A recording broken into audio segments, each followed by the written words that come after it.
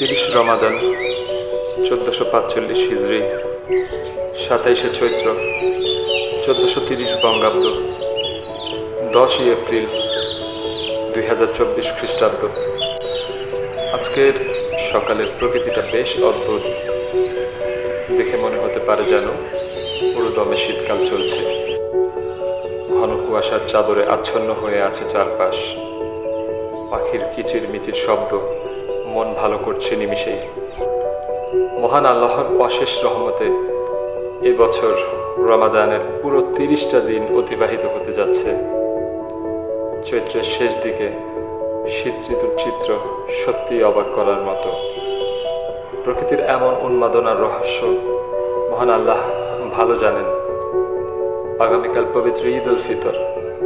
কাছে দূরের সকল ভাই বন্ধু আত্মীয় স্বজন সকলের প্রতি রইল ঈদের শুভেচ্ছা। ঈদ মুবারক।